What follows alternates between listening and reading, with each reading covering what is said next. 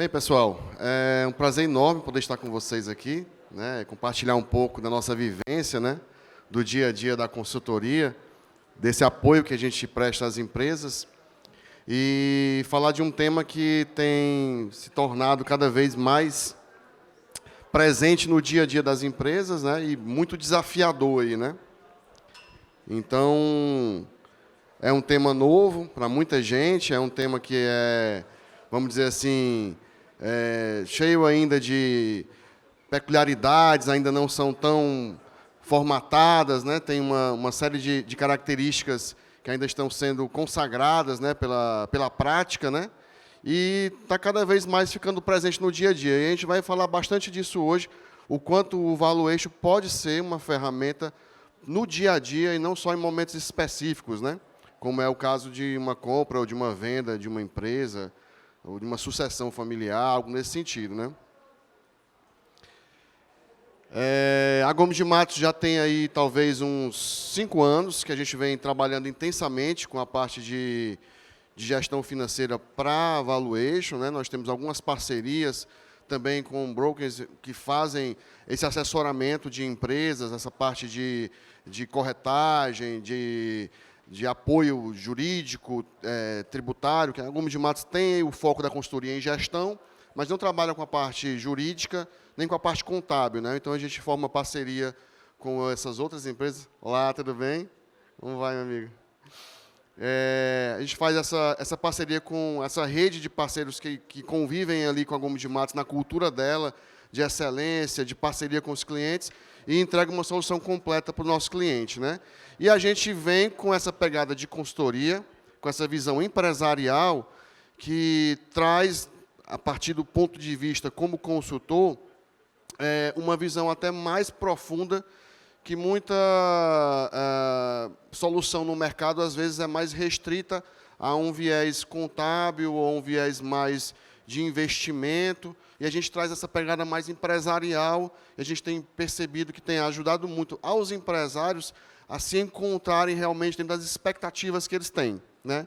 Então, minha palestra vai ser focada em cima disso, em falar do tema, mas trazer sempre essa visão empresarial para a gestão dos negócios.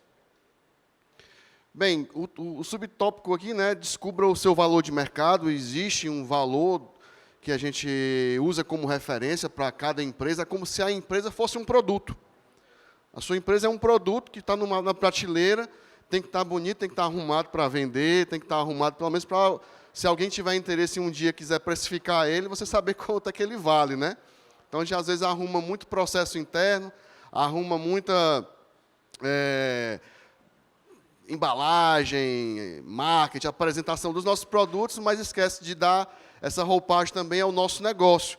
E na hora que aparece uma oportunidade de compra e venda, nossa, faz uma falta, faz com que a gente sinta aquela, por que eu não cuidei do meu patrimônio, por que eu não cuidei dos meus números, por que eu não cuidei da valoração do meu negócio antes, e agora eu estou perdendo muito dinheiro na falta de ter ajeitado tudo antes, né? Então, vamos descobrir o quanto antes nosso valor do nosso negócio, né? Falar um pouquinho sobre esse mercado de fusões e aquisições, né, que é conhecido como M&A. As startups surgiram aí, né, há alguns anos atrás e estão cada vez mais fortes. Novos negócios vêm com essa pegada inovadora. Novas tecnologias, né? BI, Business Analytics, Big Data, Internet das Coisas, tudo isso vem modernizando a gestão das empresas e elas precisam aderir a um novo formato de trabalho. A transformação digital, que foi muito acelerada com a pandemia, né, também trouxe essa necessidade aí das empresas se remodelarem, né, às vezes se juntarem para sobreviver, ou então enxugarem. E a diversificação de investimentos para diluir riscos das próprias empresas e dos investidores, das empresas que trabalham com investimento, dos bancos, também tem acelerado o mercado de M&A. E o crescimento exponencial de alguns negócios, né? Vou mais à frente falar para vocês que tem alguns negócios que estão aí na crista da onda, estão crescendo muito. E esses são vários motivos aí, né, que fizeram o ano de 2020 ter o maior número de fusões e aquisições publicadas nos últimos 20 anos. E antes disso é porque eu não sabia nenhuma estatística, mas provavelmente eu ouso dizer que foi o maior da história, pelo menos no Brasil, de publicados. É claro que existem muitas fusões e aquisições que acontecem que não são publicadas, mas aqueles que são acompanhados e publicados, esse foi o maior que teve. E, nesse ano, o primeiro trimestre já mostrou um ritmo 50% maior do que o ano passado, que foi o maior ano. Então, você vê como está efervescente, como essa desarrumação da casa que a pandemia trouxe, bagunçou bastante os mercados de investimento e de fusões e aquisições. E, como eu falei, a área de tecnologia, né, ERP, softwares, aplicativos, licenças de uso online, nuvem, tem muita empresa surfando na crista da onda aí desses mercados. O e-commerce cresceu como nunca, né? Todo mundo precisou se utilizar disso, quem não tinha comprado agora teve que se forçar a comprar online. O varejo, né, com o advento do delivery, né, das compras pelo WhatsApp, das compras digitais também, fez ele crescer bastante. A necessidade de estar em casa também trouxe muita demanda aí para os supermercados, para os mercados de varejo de bairro e tudo mais. A área da saúde, não tem nem o que dizer, né? E a educação também acelerou muito com as educações à distância, necessidade de ter contato com o aprendizado, sem poder viajar, sem poder sair de casa também, acelerou muito isso. Então, são mercados emergentes que seguem em alta aí, como as principais fusões e aquisições nesses últimos períodos aí, do ano passado para cá, cresceram muito, bastante mesmo, nesses segmentos. E o valuation é o parâmetro de partida. Para que a gente possa fazer uma fusão e aquisição, a primeira coisa que o pessoal vai atrás é saber quanto está valendo a minha empresa, quanto eu já conquistei de riqueza, o quanto essa empresa agrega de valor. Então, valuation é um tema que está na crista da onda também, já que o mercado de M&A está tão acelerado, e ele é a ferramenta principal aí para começar as conversas, né? Mas aí eu pergunto a vocês, acredito que a maioria que está aqui são estudiosos, analistas, gestores, empresários. Eu pergunto a vocês, então quer dizer que se eu não estou vendendo uma empresa, comprando uma empresa, ou querendo fundir a minha empresa com outra, não tenho necessidade de me preocupar com valuation. Eu não estou no mercado de M&A, então não preciso cuidar do valor da minha empresa, não preciso... Será que essa afirmação ela é verdadeira? Eu trouxe para vocês aqui algumas respostas que vão nos ratificar se essa afirmação ela é verdadeira ou não. Questões que um valuation pode responder, além de nos dar um parâmetro para uma boa negociação no mercado de fusões e aquisições. Primeiro, viabilidade financeira. Existem muitas técnicas para analisar a viabilidade financeira de um negócio, mas o valuation também traz uma resposta para isso. As empresas estão aí com essa dúvida e ficam se perguntando, minha empresa economicamente é viável? O valuation pode trazer resposta para isso. Outra, endividamento. Empréstimo e financiamento. Na minha situação específica, é bom ou é ruim? Eu devo me endividar mais? Se eu pegar dinheiro, vai ajudar a minha empresa? Vai me atrapalhar? Ou vai me enrolar mais ainda? E aí, eu devo ou não devo captar dinheiro a um determinado custo? A relação entre o caixa e o lucro, que talvez seja uma das coisas que mais os empresários têm dúvida, porque eles veem lá nas DREs lucro e o caixa, às vezes, não acompanha, e ele fica com aquela dúvida, rapaz, essa DRE está errada, não pode ter lucrado isso, como é que pode o meu caixa vazio? Não estou vendo esse dinheiro. Então, questiona-se logo essa relação. É possível uma empresa que gera lucro ter um caixa negativo? É uma das coisas que o valuation também ajuda a responder. Relação com acionistas. Como uma empresa lucrativa não consegue distribuir dividendos? Pô, ela está lucrando todo mês. Esse lucro não é do patrimônio, não é do sócio, é meu. Eu quero pegar ele e botar no meu bolso. Não, mas a empresa não está conseguindo agora. Por quê? Como é que ela não pode gerar dividendos? Será que ela deve gerar? Será que ela tem o hábito de gerar dividendos? Será que ela tem uma política para isso? O valuation pode estruturar um plano para isso de maneira saudável. Dissolução societária. Um sócio vai viajar, vai morar fora, ou desistiu de ter aquela relação com outro sócio, que às vezes é conflituosa, mudou os interesses, teve uma outra urgência na família, não tem mais como dedicar atenção à empresa, ou até mesmo uma coisa que aconteceu demais, infelizmente, no ano passado, foi que sócios fundadores faleceram e, repentinamente, deixaram o negócio na mão de sucessores que foram pegos desavisados, né, que tiveram que entrar numa empresa para tomar de conta dela sem saber o que era aquela empresa. Né. Eu fiz pelo menos uns 3 valuations no ano passado, que foram nessa perspectiva. Né. O fundador faleceu e precisavam do valuation até para juridicamente resolver uma questão de espólio ali. Né. Qual é a fatia justa para o sócio retirante? Porque lá no balanço patrimonial da empresa, tem lá o capital social, né? Tem as cotas, então já está dito, né? Não, pega as suas cotas e vai embora. Não, mas espera aí, mas a empresa, eu acho que ela vale mais do que aquele valor que há 20 anos atrás a gente colocou. Eu vou sair só com o mesmo dinheiro que eu entrei? Não valorou isso? Não teve uma... Porque a gente, às vezes, não atualiza o capital, né? A gente quer evitar o tributo, então a gente não vai, então vai ficando desatualizado, né? E aí, qual é o valor justo para terminar aí uma relação de maneira amigável e correta, né, com as partes, né? E desempenho. Minha empresa é um bom negócio? Se eu comparar a minha empresa com a sua empresa, a minha empresa é mais eficiente, é menos eficiente? Ela é mais eficiente do que outras? Como é que eu posso comparar o meu negócio com outros? Que parâmetros eu posso usar? O valuation é um excelente parâmetro para isso. Né? Então, tudo isso são respostas que eu acho que vocês vão concordar comigo, são anseios, expectativas do nosso dia a dia. Né?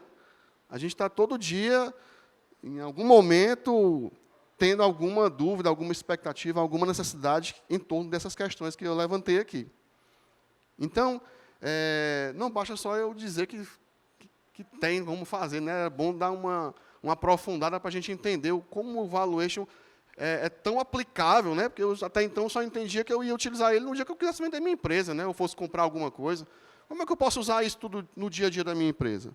Vamos ver cada ponto desse. Primeiro, vamos falar de viabilidade financeira. Pergunto a vocês, viabilidade financeira, hoje em dia, o que é que vocês fazem ou conhecem que dá para a gente poder saber se a minha empresa está economicamente sendo viável? O que a gente usa para ter essa conclusão? Alguém tem alguma ideia, alguma sugestão? Eu quero saber se a minha empresa é viável. O que é que eu usaria? Uma DRE. Talvez seja a mais conhecida, a mais tradicional, porque ela diz o quê? O lucro.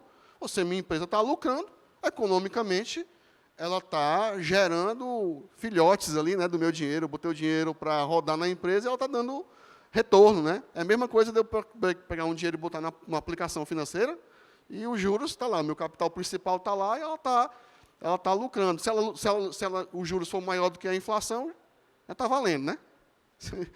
Então, a DRE é o primeiro ponto de partida, mas o valuation consegue ir um pouco mais além do que a simples DRE. Vamos ver. Minha empresa economicamente é viável? Os métodos de valuation podem mostrar se o negócio está gerando riqueza naquele momento ou em cenários futuros, porque a DRE ela é uma apuração de resultado de um período que já encerrou. Ela é um espelho retrovisor. É um fato que já aconteceu. Será que aquele fato que já aconteceu vai se repetir? Não sei. O valuation pega a DRE e coloca em perspectiva com novas variáveis de algo que ainda não aconteceu, porque ela traz novos elementos. Muito mais do que uma simples análise de demonstração contábil e financeira de períodos anteriores, que são estáticos, aconteceu, não muda. As múltiplas perspectivas de análise que permitem uma avaliação dinâmica aumentam aí a capacidade do valuation de dar resposta a essa questão de viabilidade financeira. Ela não só é viável financeira agora, ela será viável financeira amanhã, ou daqui a 1 ano, ou daqui a 2 anos, conforme os estudos que nós fizemos. Né? Então, como é que a gente faz isso? Primeiro, eu vejo da DRE e extraio um lucro operacional, extraio um indicador muito conhecido, muito falado, que é o EBITDA, né? Que é o lucro antes da depreciação, da amortização, dos juros, né, das taxas financeiras e das taxas, dos impostos sobre os resultados, né, que é o imposto de renda e a contribuição sobre o lucro líquido, quando a empresa está no lucro real. Né. Mas aí eu começo a me questionar, e aí, eu vou ter necessidade de investir para renovar a minha frota? Para renovar a minha loja? Eu vou ter que investir para poder ampliar para aquela filial que eu quero abrir? Eu vou ter que adquirir novos computadores, novos maquinários? Então, eu começo a questionar a minha necessidade de investimentos. E o cenário econômico, como é que está para amanhã? Estava igual ao de hoje? Como é que estava o cenário econômico até 2015? Estava promissor. De 2015 até aqui, está estabanado, né? Tenta subir e não vai. Começa uma crise, termina outra, e a gente não sai dessa situação de vai e volta, né? Então, o cenário não é o mesmo. O resultado que eu avaliei dos últimos 5 anos não quer dizer que vai ser o mesmo, né? E as tendências e os riscos no meu mercado de atuação. Será que o meu mercado de atuação, se eu estou, por exemplo, no mercado que trabalha com combustíveis, né? Como é que está a tendência? Os árabes estão quietos ou estão querendo bloquear lá a produção de petróleo para poder chamar a atenção da gente, do resto do mundo, né? E aí o barril vai subir, como está aí bem alto o combustível agora, né? Como é que está a inflação no mundo? É só aqui no Brasil que está a inflação? Foi só consequência das más gestões que nós tivemos, dos erros internos? Ou será que isso é uma tendência mundial? Então, tudo isso, o cenário econômico e as tendências em relação ao mercado onde eu atuo podem me dizer como é que está o ambiente para esses resultados futuros. E aí eu posso começar a estabelecer, assim como o Murilo falou bastante aqui, para a parte de orçamento, estabelecer premissas, né? Parâmetros que eu vou utilizar para poder guiar as minhas projeções. Vários desses elementos aqui a gente também utiliza na metodologia orçamentária. Bem, então, com isso, eu consigo fazer uma DRE projetada. E aí, eu não analiso só as DREs dos últimos anos, não só o espelho retrovisor. Eu começo a olhar para o meu horizonte da estrada, olhando pelo para-brisa ali da empresa, né? O que está por vir, né? Quais são as perspectivas. Então, ela traz uma visibilidade bem maior da viabilidade financeira de um negócio. Segundo ponto, o endividamento, né? Pegar dinheiro emprestado, às vezes, é um hábito, né? Às vezes, a empresa trabalha sempre com conta garantida, sempre pegando capital de giro, ou entrando, às vezes, num cheque especial, e trabalha muito alavancada. Alguns métodos de valuation, por considerarem a relação do custo e do capital, porque nem todo método de valuation é estritamente contábil ou financeiro. Tem alguns métodos que são só mercadológicos ou estatísticos. Existem várias visões. O valuation integra muitas perspectivas de como valorar uma empresa. Eu vou até trazer um caso prático no final da apresentação de uma valoração que houve em uma empresa bem conhecida, em que a definição do valor não teve nada a ver com um número contábil. Então, eu posso ver a relação do custo de capital, quanto custa para mim poder pegar aquele dinheiro e trazer para dentro de casa. E aí eu tenho o capital que é próprio, o custo do sócio, que tem um custo. Qual custo aqui é esse? O custo do sócio. O dinheiro dele vem, eu pago os juros para o sócio? Não. Mas tem um custo de oportunidade. Porque na hora que eu pego o dinheiro do sócio e boto na empresa, eu estou deixando de ganhar um dinheiro que ele poderia pegar esse dinheiro e colocar em qualquer outra coisa que trouxesse retorno. Então, tem um custo comparativo de oportunidade que eu preciso considerar para aquele capital que está disponível. E também tem um custo de terceiros, que é esse que eu pego nos bancos, que eu pego o empréstimo, no financiamento. Então, eu consigo compreender de forma mais profunda o financiamento dos negócios, porque eu faço um custo de capital ponderado. As apurações financeiras, as DREs, por exemplo, as análises lá num balancete da conta de juros, da conta de taxas, ela só vai me reconhecer o custo real, aquele contábil, aquele que foi tirado um recibo dele lá, saiu no extrato lá e foi descontado. Houve a movimentação financeira. Se não houver o fato contábil, ele não entra em nenhuma apuração.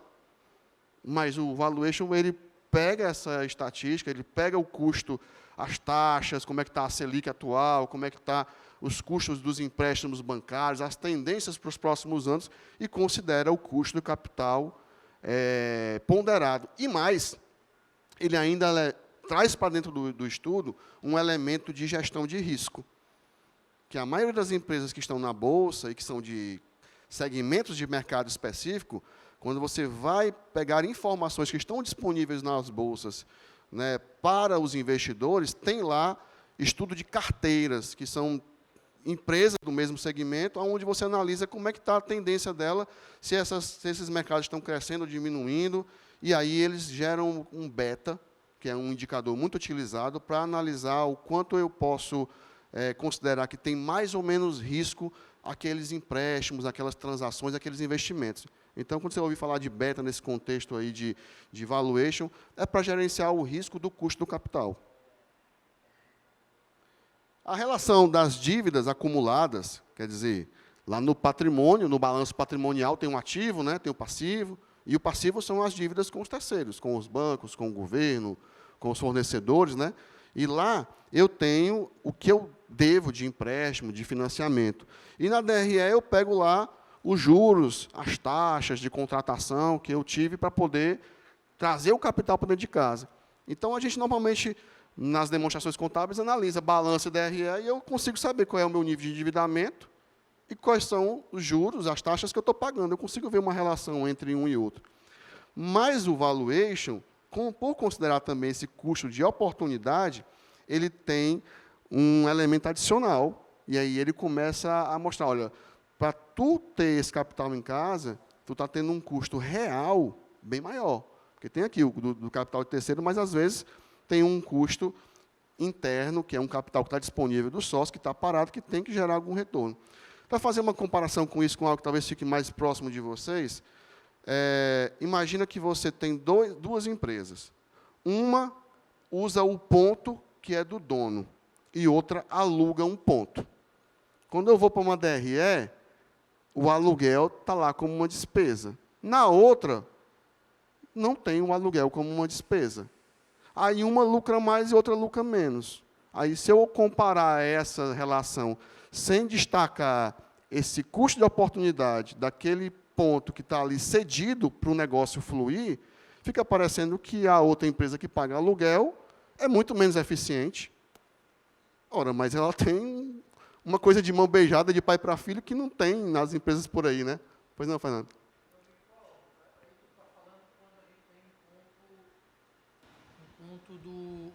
Do proprietário e não da própria empresa, certo? Como se fosse um bem particular do proprietário, nós dois somos sócios, esse ponto aqui é meu e a empresa é nossa, né? Sim.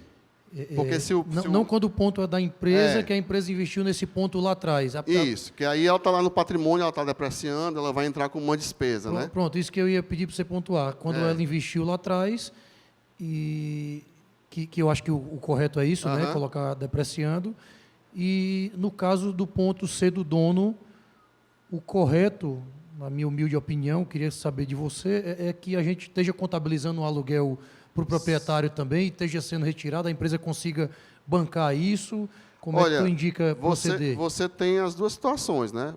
Para essa relação comercial ali entre o serviço, né, de você locar o ponto para outra empresa ficar toda bem organizada direitinha, o ideal era realmente você fazer esse contrato com o proprietário e fazer. Mas, muitas vezes, nas empresas, você não vê essa relação, né? Eu falo até para se precificar, né? Porque se o cara não precifica e de uma hora para outra você tem que ir para outro ponto...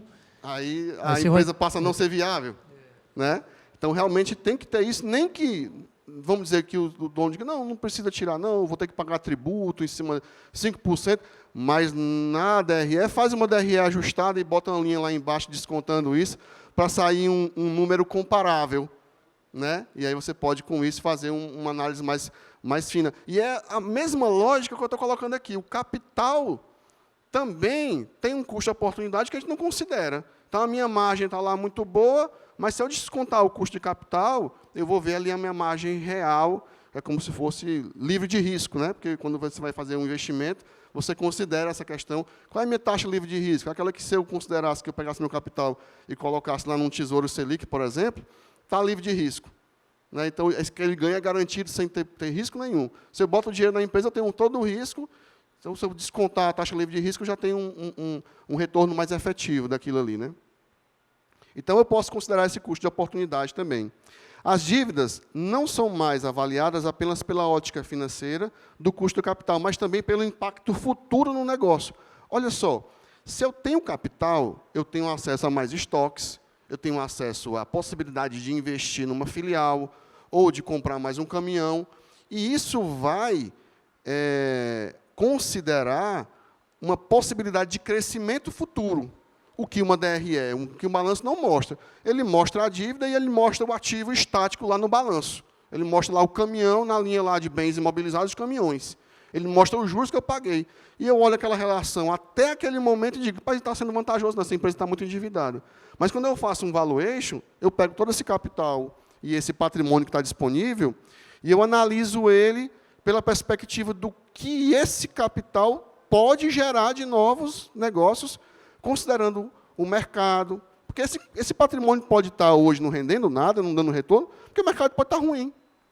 E se amanhã o cenário for promissor, se o mercado tiver oportunidade de crescimento, e o contrário, se eu tiver um patrimônio que me traz muito retorno, mas a tendência é que daqui para frente esse mercado vai morrer. Então, pode ser que aquilo que eu analiso como muito rentável hoje, amanhã não seja mais. Comprei um elefante branco, justamente. Como é que eu vou depois me desfazer dele se ninguém mais está... Quando todo mundo descobrir que aquele mercado e aqueles ativos não trazem mais retorno, quem é que vai querer comprar? Né? Então, endividamento, eu consigo analisar se ele é bom continuar, se eu posso aumentá-lo, se eu devo me alavancar ainda mais com capital externo, olhando um valuation, e ele me traz uma resposta muito mais efetiva do que uma simples análise de DRE e de balanço. Relação de caixa e de lucro. Esse, então, é um dos que o valuation mais cai em cima. Por quê? Porque um dos principais, talvez o mais utilizado do método de valuation, ele foca no caixa gerado que está livre ao investidor. Ele não foca no lucro. Ele não foca só no EBITDA. Ele foca na capacidade da empresa de tirar o dinheiro do caixa e entregar como dividendos ao investidor. Que é o que todo sócio quer no final. E é aquilo que eu falei no começo, é a grande dúvida dos empresários. Rapaz, como é que tu me apresenta uma DRE dessa, com um lucro desse? Está errado. E meu caixa vazio? Não estou vendo. Tem um ano que tu me mostra DRE aí, com lucro, e meu caixa vazio. Está errado isso daí. Vamos ver o que seria. Por que seria que acontecia isso? É possível uma empresa gerar lucro e ter caixa negativo? Olha esse exemplo aqui. O método de valuation mais utilizado foca principalmente no caixa livre, que mostra quanto do lucro gerado efetivamente deve ficar disponível para o acionista. Aí vamos lá. Ó. Eu peguei aqui um... Isso aqui é um contador? Não dá não.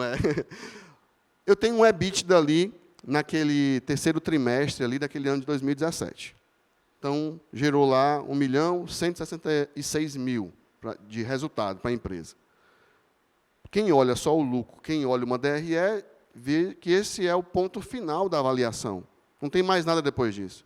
Mas quando eu vejo um estudo de fluxo de caixa livre, eu uso o método da contabilidade, que é o método indireto do fluxo de caixa, diferente daquele que o Murilo apresentou aqui, eu uso o contábil indireto, e considerar algumas características a mais do que o método para considerar projeções do que pode acontecer no futuro para permitir um crescimento. Então, se o cenário é promissor, eu vou aumentar a venda, então, para me vender mais, eu tenho que ter mais mercadoria. Para me entregar mais, eu tenho que ter mais caminhão. Para me aproveitar mais o mercado, eu tenho que abrir mais filial. Então, eu vou precisar de mais dinheiro. Então, o que ele faz? Ele começa a analisar. E aí, CAPEX, que é o capital de investimento, é aquele capital que tu bota no imobilizado, lá nos bens duráveis, né? Loja, caminhão, maquinário, computador, né? Está lá o CAPEX. Para esse próximo período aí, eu estou considerando que R$170 mil vai sair do caixa para ir para investimento. Não vai mais ficar no capital de giro. Eu vou tirar ele e vou imobilizar. Vou transformar ele, que era hoje moeda, em prédio, em caminhão, vai ficar lá sendo usado. Tem 33 mil que eu ainda não paguei, vou pagar já já, que é de imposto de renda e contribuição social, quando eu encerrar minha apuração. Tem o custo ligado à dívida, que seriam talvez aí as despesas financeiras, né? Os juros e tudo mais, dos empréstimos que eu tinha ou que eu ainda posso vir a ter. Porque lá no DRE você pode dizer, mas na DRE tem lá no final a despesa financeira.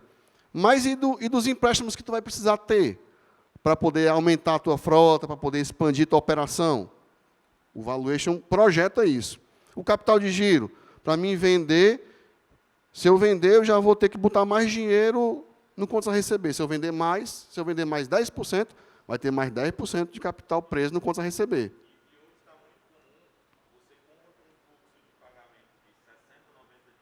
Um fluxo de muito mais, né? Hoje está muito comum, descasado.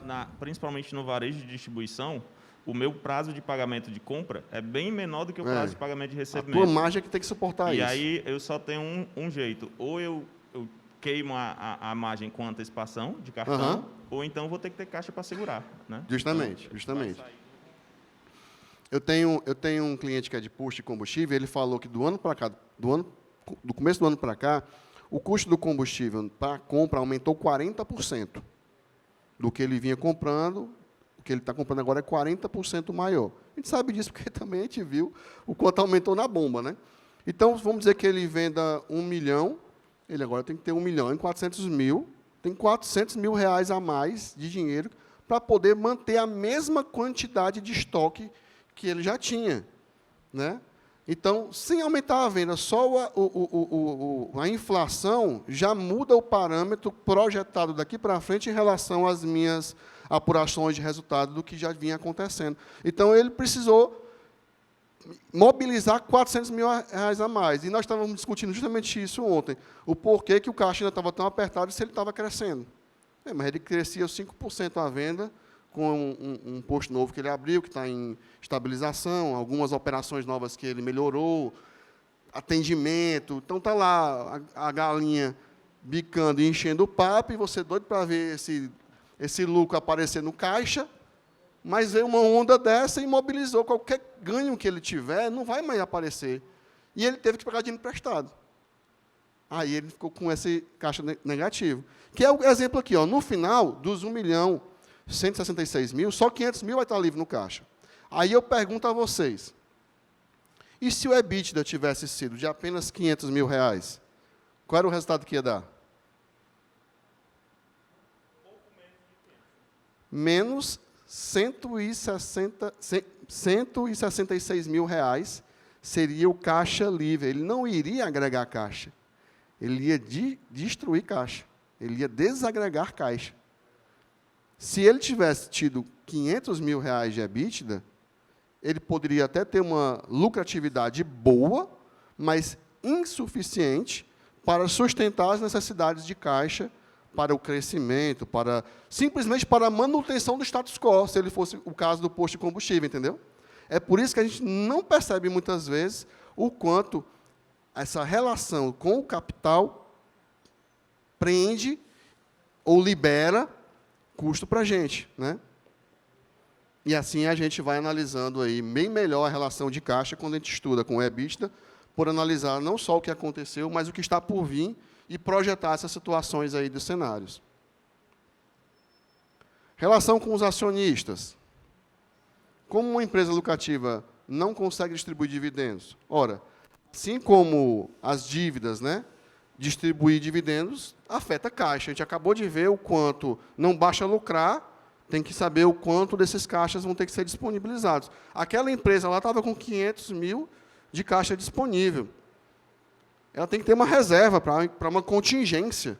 Amanhã dá um problema, ela precisa ter um dinheiro para poder suportar uma intempérie. Então, se o empresário olhar assim, opa, deu 1.166.000, eu quero botar esse dinheiro no bolso. Se ele tirar, a empresa não cresce, ela não tem um plano B, ela não tem nada. Então, ela vai ter que criar um plano, né, adequado para essa distribuição de dividendos futuros. Se não tiver um planejamento, você não consegue distribuir, porque o dinheiro é todo dia pedido, né?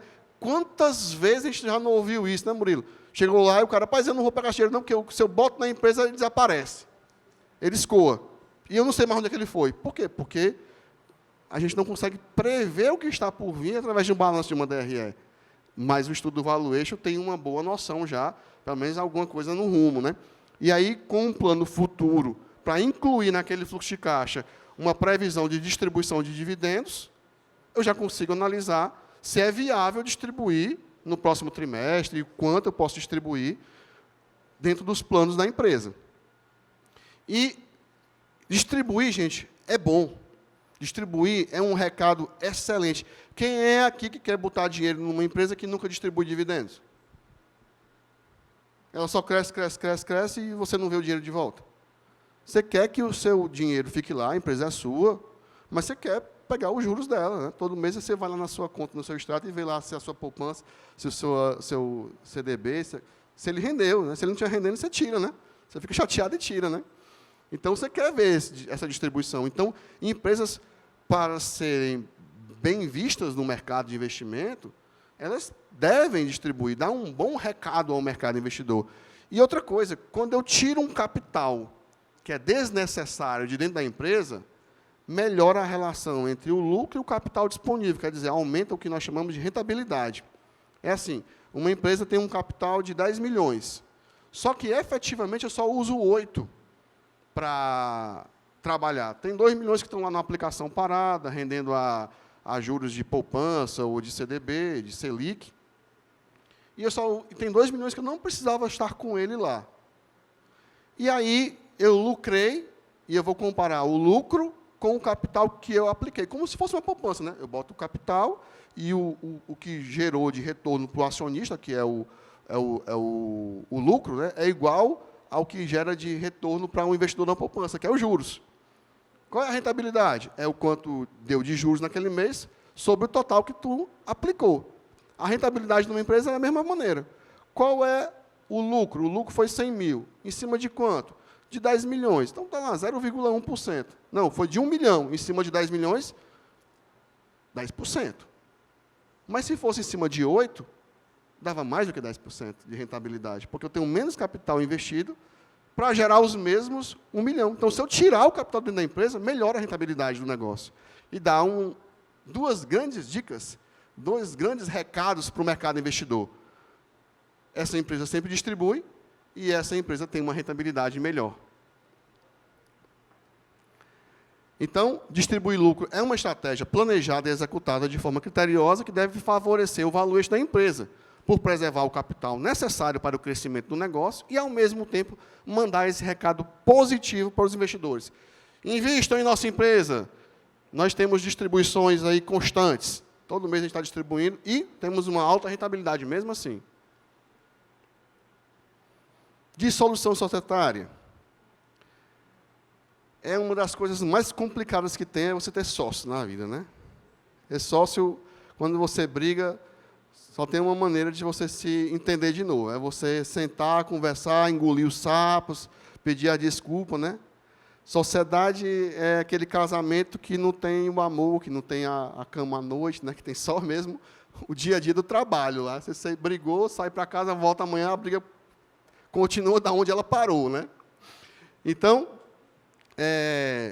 olhar para os bens imobilizados da empresa, ao tanto de caminhão que tem aí, ao tanto de prédio, de computador, tudo isso aí é meu. Tem contas a receber lá, um monte de boleto para vencer, cartão de crédito. O faturamento, a fatura é isso todo mês. E o lucro, todo mês está lucrando ali 100 mil. Gera uma expectativa no sócio que, quando ele for embora, ele pega aquele dinheiro, bota no bolso e sai, né? Mas não é simples assim. Não é uma relação societária para ser dissolvida, é muito complicada, porque o dinheiro está intimamente ali amarrado à sustentabilidade do negócio. Ele não pode simplesmente sair dali. Tem um momento que eu posso ir tirando, quanto eu posso tirar, então eu tenho que financiar esse pagamento. Então, ele olha para tudo isso, essa empresa tem dinheiro demais. Quando eu sair, ela me paga. Por outro lado, o sócio que fica, por vezes, já está tão abalado com a relação conflituosa que paga o que for preciso para o cara ir embora, ameaçando até a sustentabilidade do negócio, que ele vai lá e pega um dinheiro emprestado, bota uma parcela gigante que ele tem que pagar todo mês, mas ele dá o dinheiro para o cara, vá-se embora, para me ficar aqui com a minha empresa sozinha.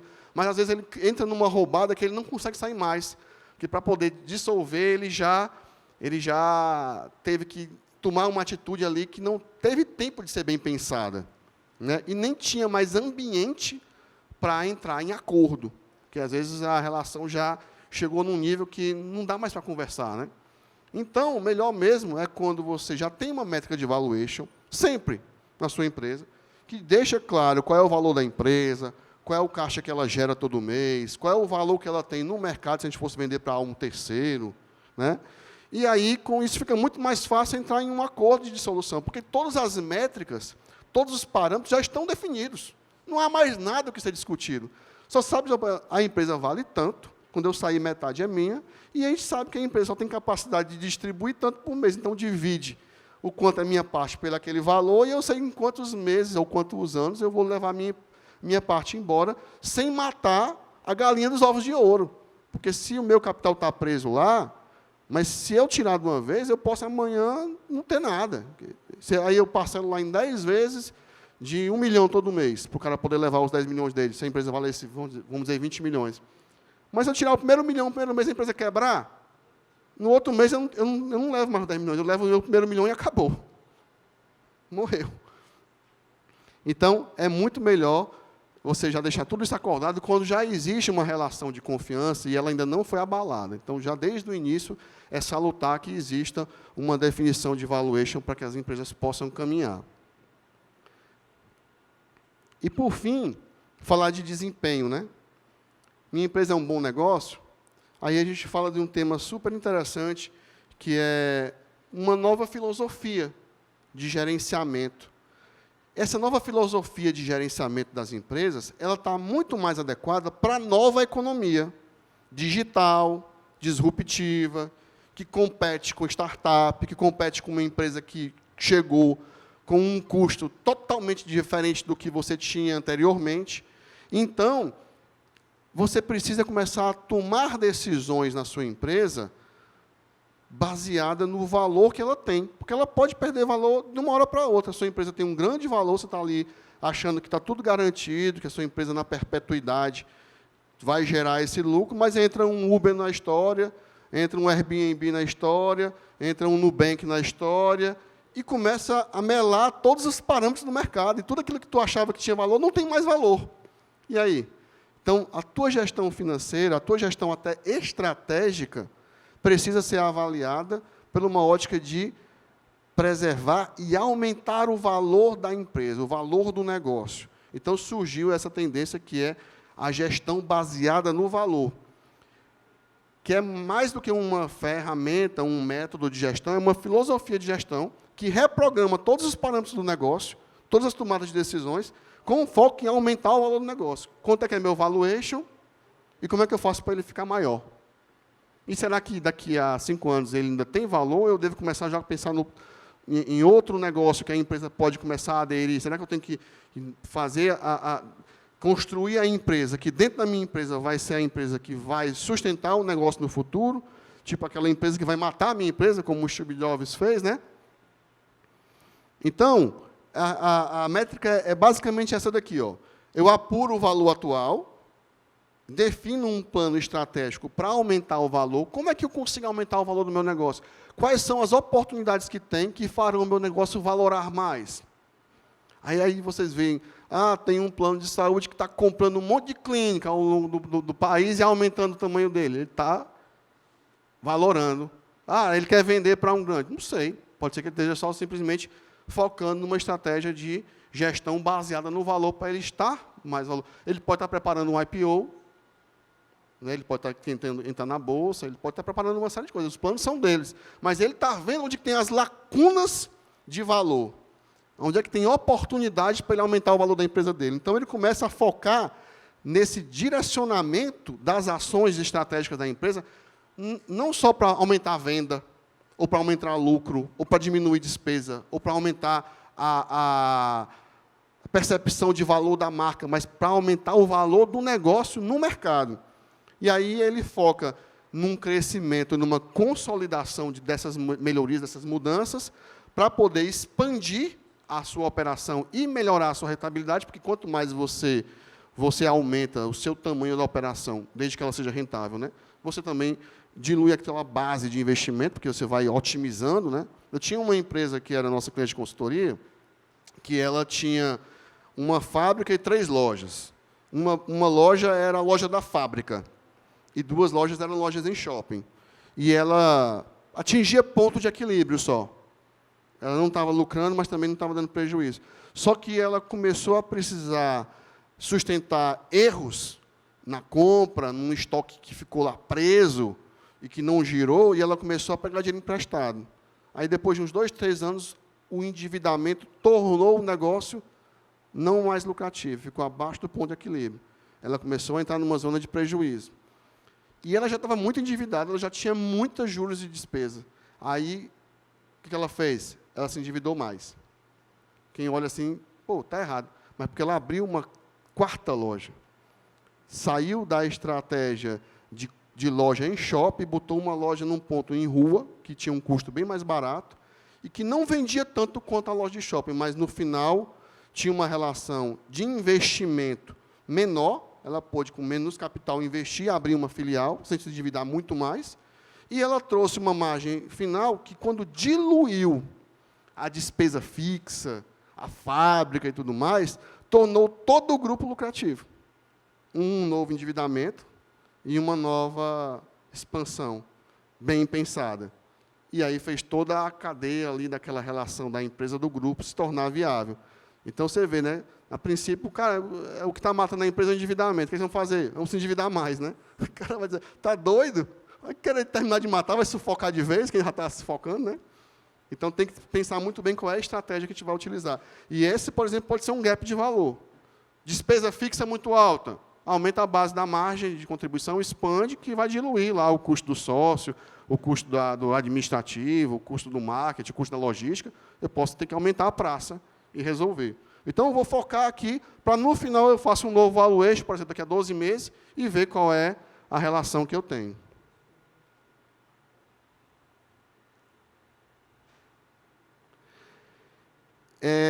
Essa estratégia, ela foi bem pensada há muito tempo atrás pelos investidores. Warren Buffett, por exemplo, utilizava uma estratégia dessa de procurar empresas no mercado que tinham uma relação entre os seus concorrentes de múltiplo de valor mais baixo, que é uma metodologia de valuation, que é um múltiplo de valor, mas que tinha o potencial de crescer. É tipo assim, ela com um pouquinho de jeito, ela dispara. Então, eles procuravam empresas que tinham potencial de crescimento, mas que não tinham valor alto ainda, para eles darem uma força na gestão, e elas valoravam, e aí eles reconheciam lá um crescimento de ação, de valor do mercado, e um investimento de um retorno alto.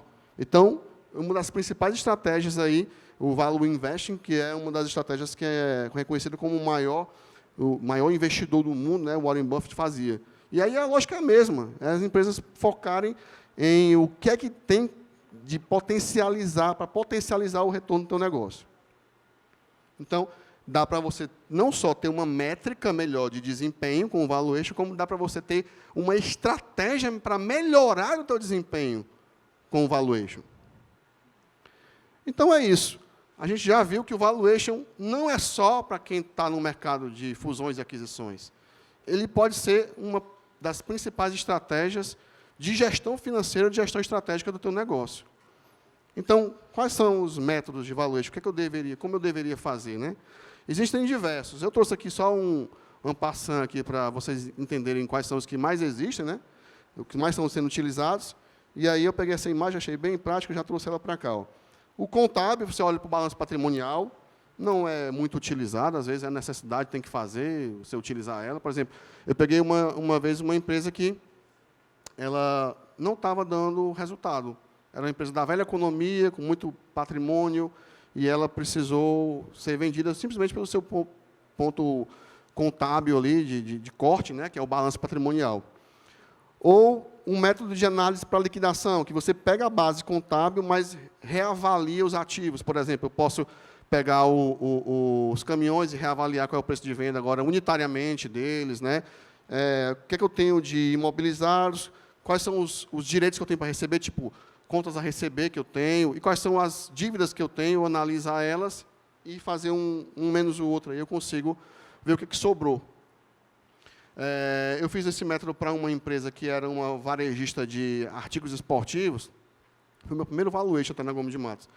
E quando a Centauro e a Netshoes chegaram, quebrou todos os pequenos players do mercado, né? E aí, quando a gente foi fazer o valuation deles, eles tinham de 23 meses com EBITDA negativo. Aí eu falei, cara, vamos procurar onde está o valor aqui. Aí o valor da empresa, no final, foi única e exclusivamente, porque o que ela tinha de direito a receber, as dívidas iam comer tudo, 3 luvas, 3 pontos comerciais que elas tinham comprado ao direito, a luva. A empresa, o valor dela só era aquele. Não tinha mais nada. Aí a empresária chegou e falou assim, mas e a marca? O mercado cearense conhece demais essa marca, tem uma relação íntima com ela. Mas aí esse mercado cearense está infiel, porque ele tem uma relação íntima, mas ele está pulando a cerca, porque ele está indo comprar no concorrente, que se ele estivesse comprando aqui, ainda estava dando lucro. Então, uma marca que é lembrada, que é relacionada com momentos afetivos, mas que o mercado não consome mais, não tem valor econômico. Esquece. Se você tiver aqui eu tenho uma marca aqui que me remete à minha infância, a momentos e tudo mais, beleza, ela tem um valor sentimental, mas valor econômico ela não tem mais. Análise de mercado é o valor da empresa de capital aberto. Quem tem mercado, ação na bolsa, você tem o número de ações e o valor que a ação está sendo negociada hoje, você multiplica e você sabe o valor da empresa. É só você ter lá a sua conta lá na B3, lá, que você consegue ver, acompanhar o mercado de bolsa.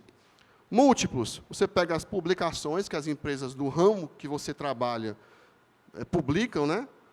Mas é uma empresa muito grande, a minha é menor. Não tem problema, não. Ela tem uma estrutura de capital parecida com a tua. Ela trabalha no mesmo mercado. Eu sou uma transportadora. Ele tem caminhão também, ele tem uma sede também, ele também atende cliente levando mercadoria de um lado para o outro. Então, pega o balanço patrimonial, analisa o faturamento, analisa o lucro, analisa o EBITDA, e aí vamos ver quais foram as empresas que nesse mercado já foram vendidas.